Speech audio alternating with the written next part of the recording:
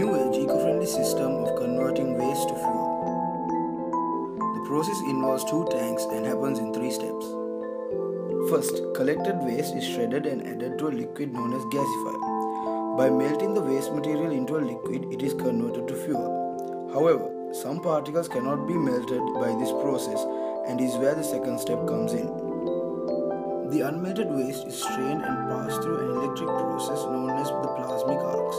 This converts the waste to another liquid known as Joule heated melter, which slowly evaporates.